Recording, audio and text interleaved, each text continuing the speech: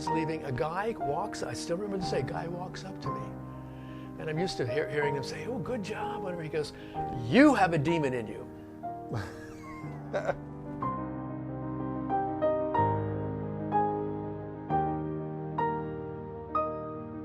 Hey, welcome to the Speak Hope Now podcast, and so excited to be here with motivational speaker and evangelist Fred Pettet. And Fred has a very unique God-given talent and ability that God has used him over the decades, going all the way back in the 60s up to this present day, in which God has used him to minister to children, teenagers, families, adults, pastors, ministers, just many people, not just here in the state of Pennsylvania, but all across the country and all around the world. He's been on TV, radio. He's been used by our federal government to speak in public schools when it comes to say no to drugs, and he's been given some grants to speak on the environment. And man, God has just used him mightily, and we're excited that he's here on this podcast.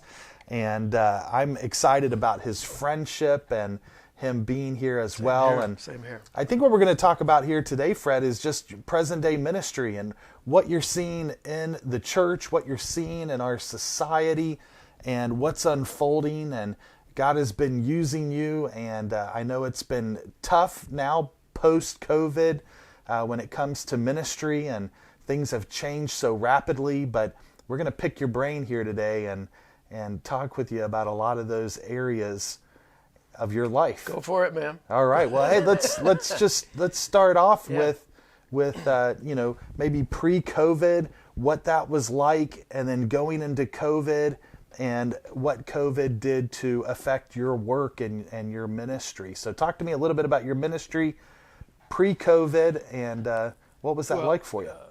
Being an evangelist, you're always at the mercy of the church if they want you or not. I've been told by a lot of my friends too, Fred, you've got to tell people more about it. I said, I feel so uncomfortable about talking about myself. It's like you have to sell yourself. That's the hardest thing for me to do. Right. I just don't feel, worthy enough, I guess, or whatever. But it's. But before COVID, I mean, things obviously, even with our churches, I mean, everything seemed to be rolling along pretty well. That kind of thing. Churches were contacting you, or you were able to contact churches, and there was an agreement, and they said, come, we could use your ministry. Yeah. I mean, it's tough. If I didn't have to book things, that would be so cool. Right. You know what I'm saying? But if you're going to do things, you got to sell yourself, and so. But anyway, pre-COVID, usually, just to let you know, at least for me, well, I think for every evangelist that lives on the eastern side of the state or in winter states, earlier on, I figured out you go down south, and I used to book in Florida and work all the way out to California, and then work all the way back again. By that time, it's April, and then churches would say, okay, winter's over with, I still know you're a pastor. I mean, my thought process is if I book something in the winter with you, because the pastor will say, well, it might snow. And my thing is, I feel like saying, so. Right. Right. And shovel. It's a great way to get out of it, I guess. Plow. But, it is what it is. But and of course, and I'll tell them too. Well, if it snows, okay, we'll you obviously aren't, you're going to close the church down. So let's just you don't owe me anything or any love offering.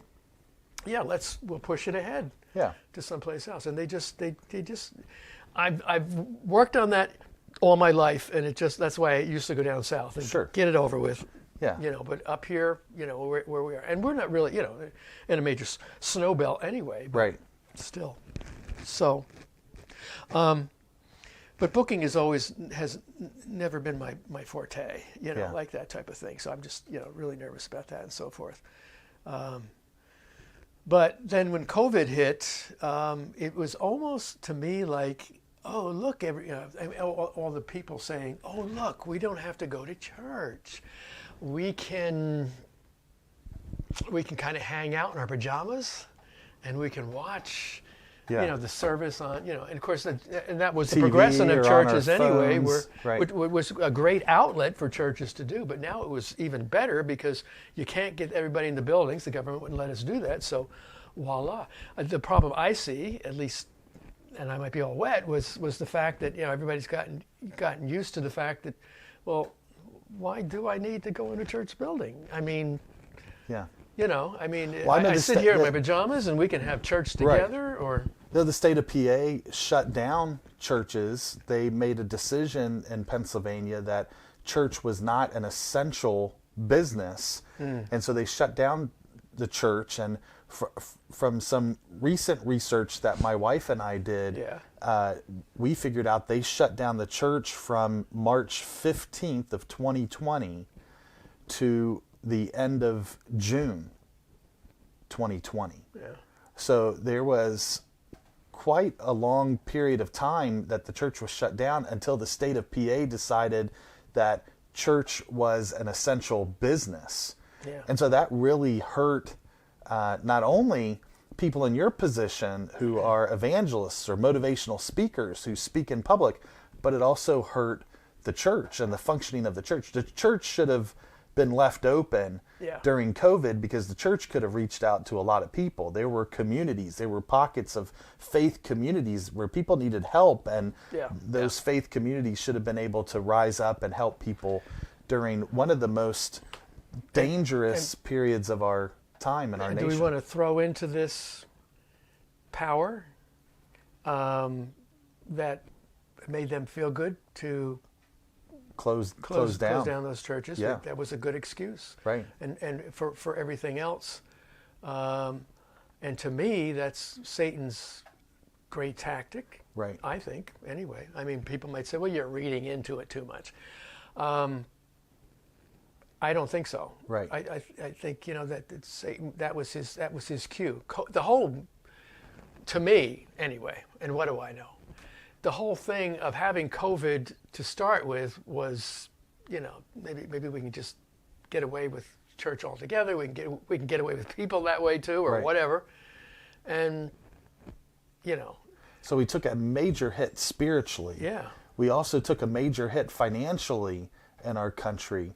And we took a major hit psychologically, where there was more anxiety, more depression, right? Yeah. More family problems, more chaos, right? Yep. More conflict. So we've hit all these issues during the pandemic, but most importantly, in your story, it really hurt your ministry.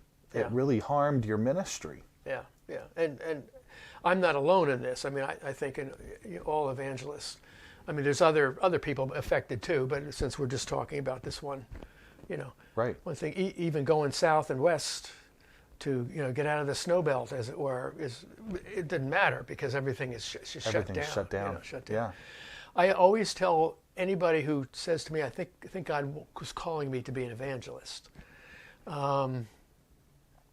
Make sure that's what God is doing. Right. Okay. I mean, it looks like a glorious life, and it looks like, hey, get to travel, and you do, and it's fun, and God opens great things in between. But I think when the rough times come, and I'll tell them too, like, there's some times when I don't have churches for a month or so, and I've had to have some money saved up to help with things. Now, one thing I have learned, the blessings of God, I think, as I was telling you earlier today before we went on, that God takes care of His own. He does. But not on my time schedule, God.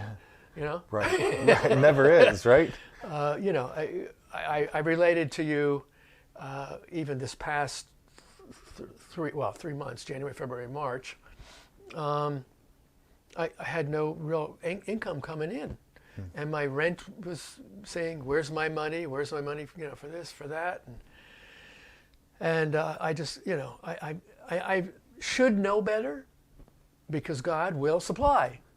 But not, like I said, not in my time schedule. Right. I would like to say, now, God. No, not now. Because he's working with me for something in my life. And so let's just hold off. Yeah. Okay. But out of the blue, my pastor calls up, a few weeks ago and says, Fred, God just gave me your name. Now, we've been friends for 20 years. It's not like, I think I'll just tell Fred that God talked to me today about you.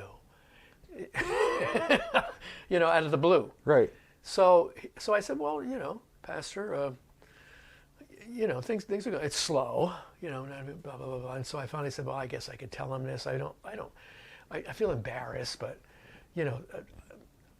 I haven't been able to pay my rent for 3 months, Yeah. but I know God's going to supply, and I just got to hang in there.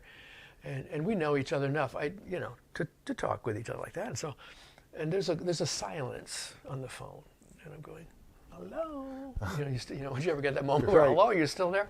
Because you're talking and something happened, you got cut off or something like that. And he goes, Fred, we're going to help you out from our church. Well, thank you. Yeah. And should I tell the amount of money, or does that matter? Sure, yeah. We're going to give you $2,500. Wow. Which would pay those months of rent. Wow.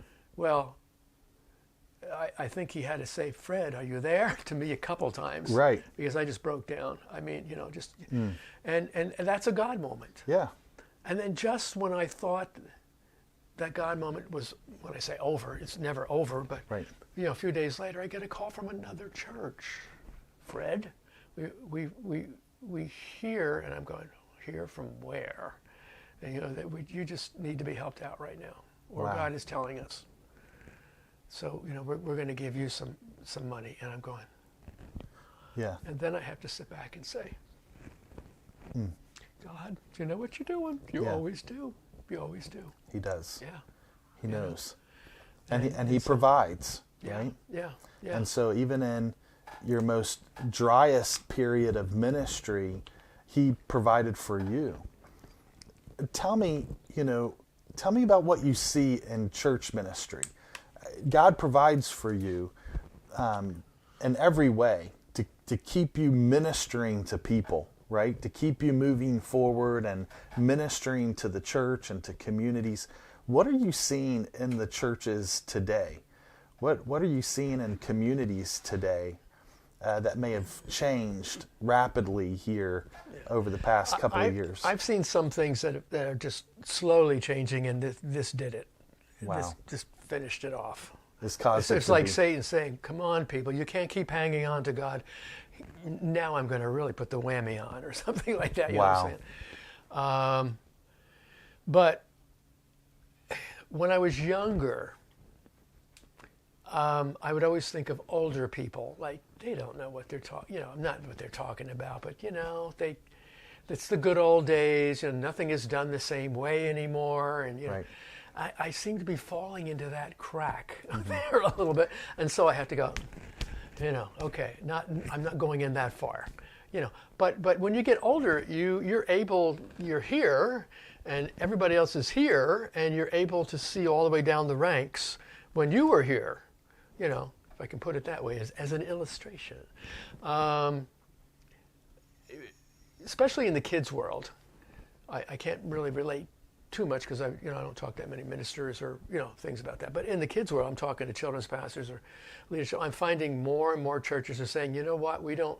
And hey, God bless them. I'm always used to a children's pastor that comes in who's been trained, and so forth and so on. Now we have children's leadership, and not to say they don't have things to give and so forth and so on. So that kind of questions a little bit there. But hey, times change. You know what I'm saying? Yeah. And I know a lot of directors and leadership that's fantastic jobs, and everybody is. I'm not saying that any church, but the thought process is, one good example is at this date and time, churches are really into games with kids. And I love doing games with kids, you know. Yeah. And so I'll quiz them. So how long do you? Oh, we go about 30 minutes of games. We have all kinds of games that we do, and those kids are energized. And so I politely say, well, that's fantastic. You know, do they learn about Jesus during any time? No, these are games. We do. And so my mind goes to, why can't we talk about, or again, because I'm older. Right. Why can't we talk about Jesus even during the game? Right. You know, get God in there. Well, that should be the purpose. You know, or if we're doing an illustration, is there a way of doing something and relating it? Right. Example, like I have a great big egg that I bring out, at Easter time. Yeah. And I talk about we're learning about God as Father, Son, and Holy Spirit. They're all one. No, you can't. No, it's impossible. It's impossible. You know, it's Jesus over here, God's over here, Holy Spirit. No, they're all one. Explain. All right, fine. Here's an egg. So I take the egg out, pop it open, and out comes out a stuffed baby chick. I said, well, sometimes you'll get baby chicks out of eggs, but that's not what we're talking about. That was my funny point. Yeah. Okay. Then I pull out. Well, first of all, I say, what is first? The egg. Okay, so that's one thing right there. But doesn't it have more parts than just one? And they're going, yeah. Let's open. You know, when you open it up, and then I bought from a costume place. It's a is it fried? An egg it's a fried egg, right? Sure. Yeah, because I don't eat eggs. Yeah. But okay, fried egg. So it's got all the white around it, right? Yeah. And the yolk. And I said, let's look at that. How many pieces of that is there? Oh, there's two. There's the yolk, and there's the white. Yeah. Now I've got the yolk, the white, and the shell. Aren't they all one? You can't be an egg unless you have all three parts. Yeah. Now there's other illustrations too. Yeah. You know, but just showing the fact that, you know, God is three in one. I mean, it's just a good object lesson. You know. And so what you're seeing is maybe some missional drift in churches when it comes to children's ministry. They're not incorporating God or the gospel through everything that they're doing to try to attract kids and families to the church, right? They've become more so like a Nickelodeon type of a church versus, you know, sharing the gospel and weaving the gospel into everything that they do. Yeah. I hope we're all good stewards of putting Christ across, Right. is the bottom line. Right. And the way you do it, God will give you, I mean, you know, we call them object lessons, or we call them puppets, or we call them illusions, or whatnot. Yeah. You know, so there's ways of, you know, bringing part the gospel It's a across. method to bring them to a place where they can have their ears open and their eyes open to the gospel. Yeah. Yeah. And so that's powerful. I'm sure you're probably seeing a lot of family problems that are out there, a lot of family struggles that are out there. What are some of the family struggles that you're seeing in your ministry? Well, I at this age, I look back and I say, shouldn't things be better? And I'm going, this is not good. Before we're saying, you know, parents, you know, don't come out to church, or if they'll bring their kids, they'll drop them off and they stay home. I thought maybe we would be getting over that by now, but it doesn't seem what I see. It doesn't seem to, you know, to be happening that way. I tell children's pastors all the time. It's like, I used to be a children's pastor a couple places. I say to the parents, I see you. Come to me, and you got the big parent smile on your face. Okay? And I would then see you do this as you're walking backwards. It almost seems to me like you're saying, good. You know, not that, hey, take my kids away. No, I know they're in a safe spot. Right. You're going to teach my kids for me. That's the key. There's the key right there. Yeah. For me. Mm-hmm. So I don't need to. Let's look at something really quick here. How many hours are you with your kids versus how many hours am I as a children's pastor or leadership with kids? Maybe an hour and a half once a week, maybe on a Wednesday night for an hour, maybe. Some churches have Wednesday nights. What happens in between that, you know? Yeah. So I have to bring up my own self with my family. You know, when I was younger, we talked about Jesus quite a bit. In fact, my dad would even just throw questions out at us, like, thinking questions, you know. Yeah. And so we'd have to relate back. I remember, you know, my brother and I were, I don't know. Of course, he's 4 years younger than me, but I maybe was like 10 or 11 at that point. But we're going to have a family night once a week, Thursdays. Now, downstairs, we got a pool table, we got ping pong, we got shuffleboard. We're going to have fun as a family together. Right. Because he's always out. My mom was, you know, out and whatever. We're going to get together. And then we're going to talk about Jesus together. Wow. Okay. Well, if you're giving your kids away, cool. But then you're not training yourself how to talk to them about Jesus, you feel uncomfortable. Therefore, that kind of stuff isn't going to happen, because what am I supposed to say? What am I supposed to do? Right. You know, well, I guess we could read a scripture together or whatever, but then I'd have to explain what it means. I guess the bottom line is what I'm saying is we need parents to kind of wake up a little bit. Sure. And just say, you know what?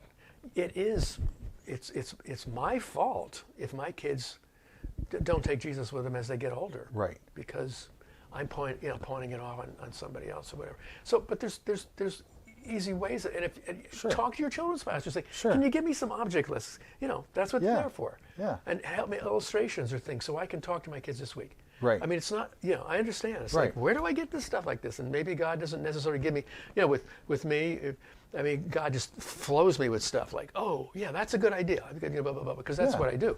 But, you know, and with parents, he's not going to drop Right. the ball. Right. He's going to say, hey, I want to help you, but you got to come to me and ask. Yeah. You know, so a good place to start is well, asking in prayer, God, and I'm sure my parents said, you know what, we need actual family altar time. Right. So let's do that.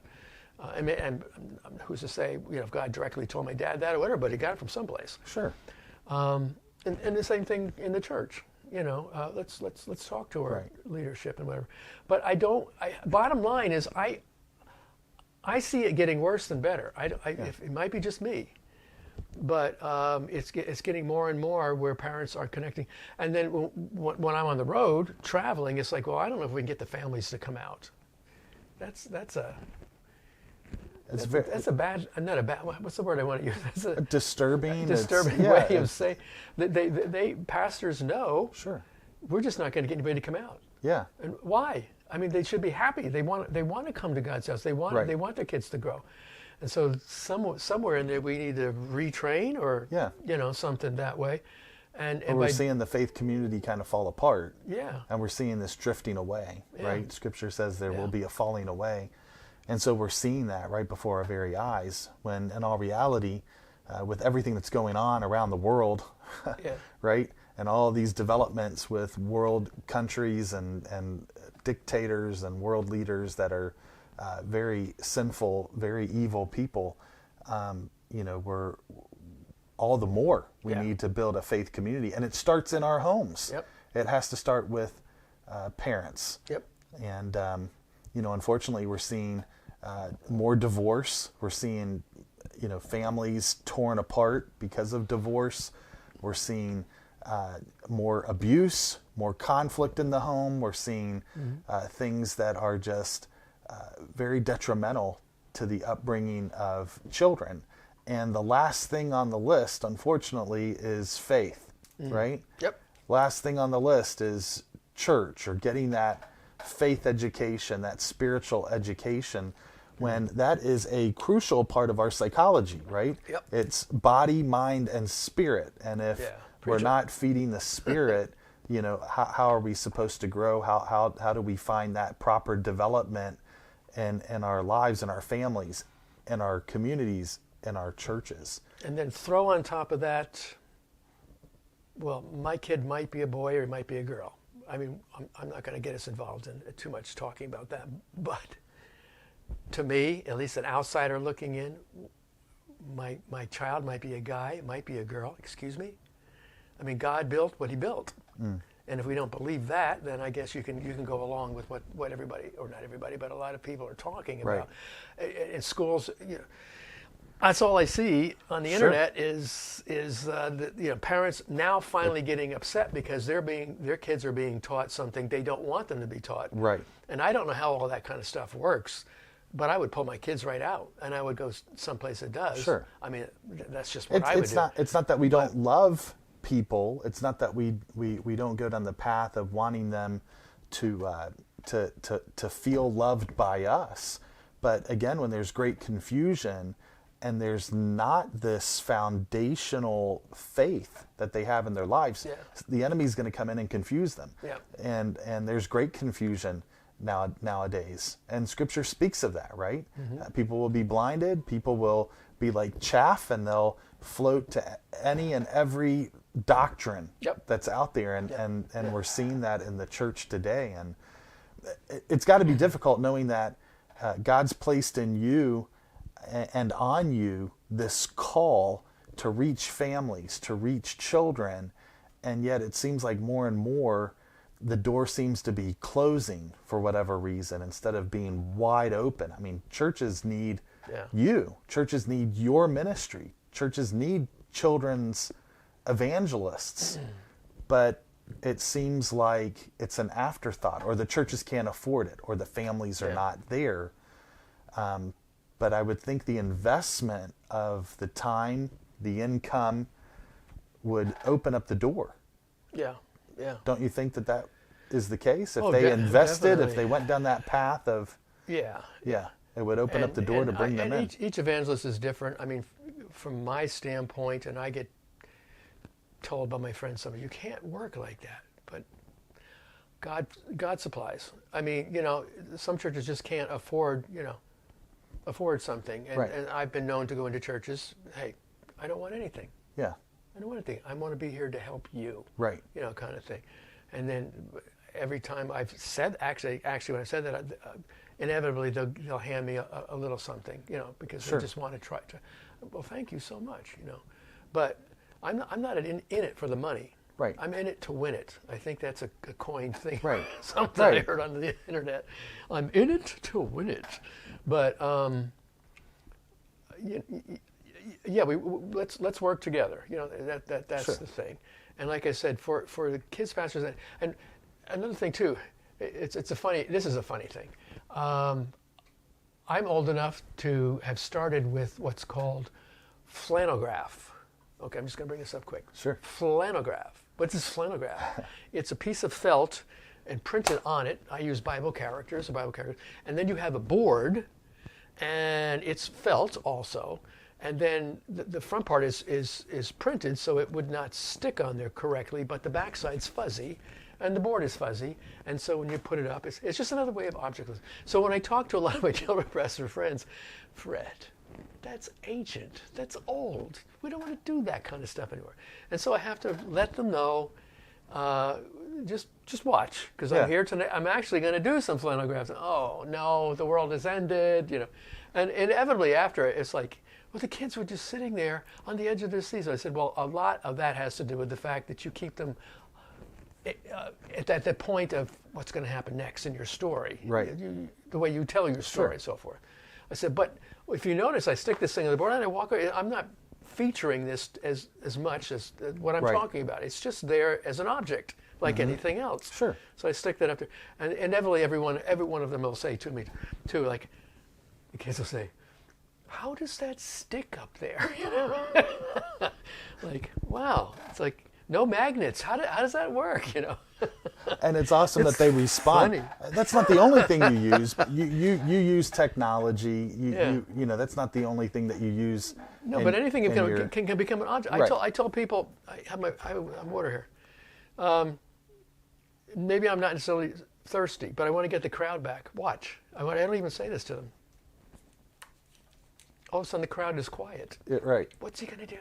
Yeah. Watch. I say, watch this.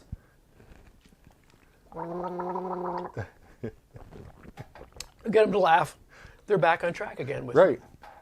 So you don't need to give an illustration with it, what you are, but you know what I'm saying? Yeah. It's just moving them into, they're kind of going out. Okay, let's bring them back in. Right. And do something out of the ordinary. I try to tell children's spouses, just do that. Or, just pick up a piece of chalk or a pen and just hold it. And they're going, what's he going to do? What's he going to do? And they just put it away because you're not going to do anything with it. Right. And it's like, it's phenomenal how you get a whole group of kids. And we're talking about, because a lot of times I'll be doing audiences 400, 500, 600, 1,000 kids. And it doesn't matter. In fact, to me, I like bigger audiences than I do smaller, to tell you the truth. Sure. But just simple little tricks. Yeah. You get your audience back. Pulls, I don't know why I said that, but it attention. kind of seemed to fit in. Yeah, no, but you use all these different types of techniques. I'm sure it was, some of it was based on, what you saw in ministry, your upbringing with your grandfather being a pastor and being in the church. Hold the thought. Yeah. He wore dentures. Did he? Yeah, and many times when he's talking, he would go like this because the dentures were falling out. And I watched people like, I thought maybe he does that on purpose just to get their attention. Anyway, sorry about that. They probably didn't have all the denture creams that we have today, right, back then. But no, you really hold the audience's attention. You really draw the people in, and you challenge them. Yeah. And you challenge the families to get back to a deeper faith and to bring the gospel to the dinner table. Yeah. And to gather around and to talk about Christ, because that was such an influential thing in your life, and you're trying to teach them, something that was influential for you, and that can be influential for them in this day and age that we're living in, where there's so much confusion and so much turmoil. Yeah. Now you're moving into a very special time, and I know you're kind of shocked by the accolade here, but you're getting ready to receive an award in Springfield, Missouri, by the General Superintendent of the Assemblies of God, Doug Clay.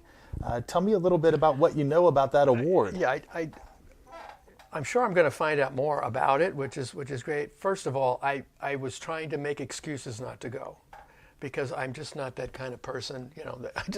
And people go, okay, fine, yeah, you're right. Yeah, no, it's nice to say, people say thank you or whatever. I've just never been, I get very embarrassed if somebody gives me a gift or whatever. I just, So some of my friends said, Fred, you're going.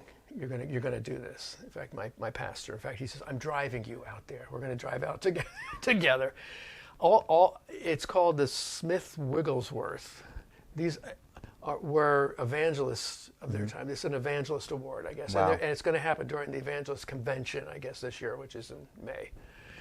And as was told to me a little bit what I'm putting together, like I said, I'll find out when I get there, but it's just a way of saying thank you for, for, and I guess it's not something that's given away very lightly.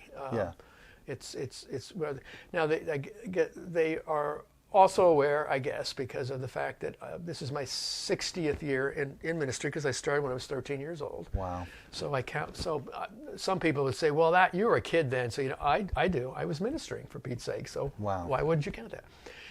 But 60 years could have been the first children's pastor in the Assembly of God movement. That hasn't been proven yet, and I might, or a few, right? Which kind of takes you back like a little bit too. Like, sure. How old are you? Yeah. Because the term children's pastor has not been around that long. Somebody that actually gets, what would you say, awarded or paid for doing the job is what they do, kind of thing. So in a few areas, that kind of thing or whatever. It's cool. I'm sure I'll lighten up a little bit about it when I get there and so forth, but that's exciting. It's exciting. And your scope of ministry has led you down the path where you started out with this puppet named Gina, and it was basically a handmade puppet that you put together. Ugly, not the one that that you might see or you've seen. This one's like a hand sewed the mouth in myself. You can still see the stitches up here, and put a bed sheet up in the head, and just so I could get the thing to work properly. Because I had to take all the stuffing out of it. So, and you were a major puppeteer when you were a young person, at 13, 14 years of age. you were using marionettes, you were using dummies, Yeah. and you were just building this God-given talent that God had given you. Yeah. But Gina has been with you the large majority of the time. She's been the heart of your... She's been enough with me that makes me a little jealous. And Gina's not even human, adults. but she's a part of you. Let me tell you a quick thing too. People, you guys will like this. Earlier on, again, I'm 14 years old, something like that, 15. I was in a church doing Gina. Okay. You know, and everybody's having a great time. Everybody's leaving. A guy walks. I still remember this day. A guy walks up to me, and I'm used to hearing him say, "Oh, good job." Whatever. He goes, "You have a demon in you." Now I'm 15 years old. What would you say? Yeah. Okay, thoughts are flowing through my head, and I'm ready to stumble on things, and so I said, "Well, thank you very much." He got very upset. Yeah. He Yeah. went, ran out the door, or Wow. not ran out. He left. Then I stood there, and I looked up. I remember this like it was yesterday. I stood there, looked up, and went, "God, I didn't know I was that good." Because he saw this thing talking by itself. Therefore, it was a demon. It was, yeah. You know. That theology So can be crazy. I always in remember people, that right? as a, you know. But the other thing is that goes along with it. Doesn't go along exactly what we're talking about. But where are the people that are supposed to come up and say, "Fred, good job"? Yeah. You know, Encourage the instead gifts. of on when my parents are driving me to places, we've got notes afterward. We saw you do magic tonight, and that's demon, you know, and demonic. And here's the scriptures to back it up, and whatever. We're talking about an illusion here. It's not, Right. and in fact, I even set it up that way. This is not real, but you might think that I can do this. I can't. Sure. Only God does miracles. Right. I'm just doing Right. an illusion just to show you something. I usually set it up that way. But what happened to the people who could say, you know, "Fred, good job, my friend," you know, and pat me Yeah. on? How many other teenagers or whatever that are doing something in the church that are Right. not being awarded with "good job," Right. you know, because they're doing something in ministry, Yeah. or they're helping with children's church, and nobody ever says to the helpers, "Good job." Yeah. It's just to the children's pastor, if that. You know what I'm saying? And here God gave you this gift to use for His glory and His honor, just like someone who could play the piano or play the guitar or play an instrument. God gave you this incredible gift of ventriloquism and puppetry, and you were using it for God's glory and honor to bring millions of people to Christ. And that led you down the path of being on TV, on TBN and CBN and PTL, and you know, God connected you with a lot of other unique things that we shared at the beginning of this podcast. And I think it's ironic that here the world has built up with all of these ventriloquists over the years, right? Starting with Star Search. You remember that back in the day, you had some ventriloquists back then that got famous on Star Search. Do you remember the Ed Sullivan Ed show? Sullivan, yeah. Nobody, you guys probably Right. are too young. Ed Sullivan show.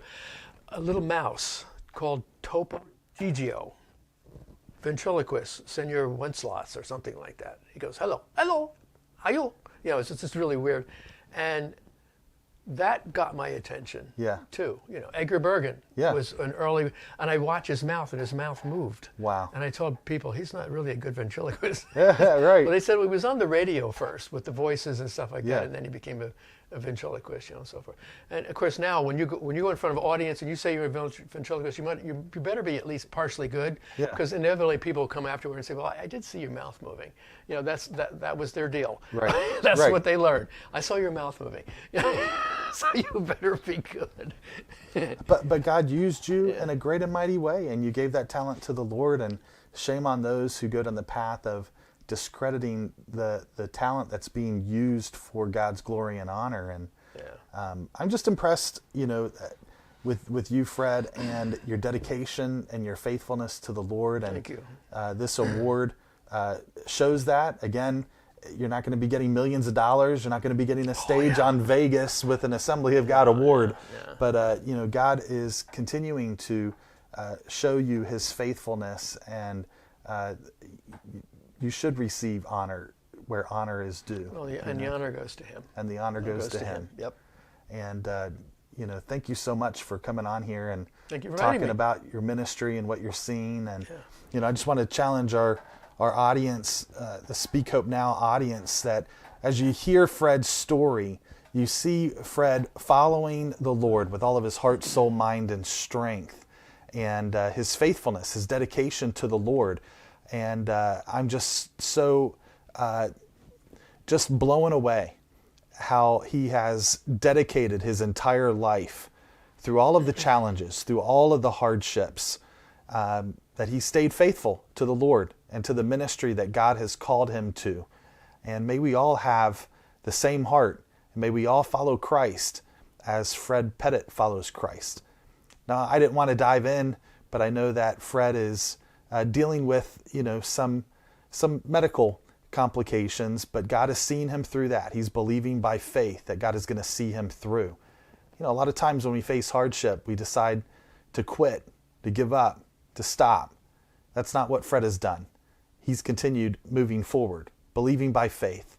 And whatever God's will leads him to do, that's what he's going to do, no matter what.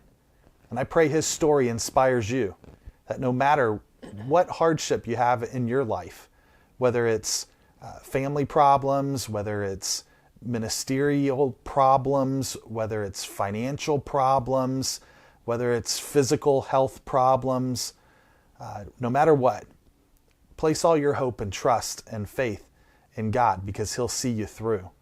And I know that he will work all things out for the good, because he wants to give you that hope.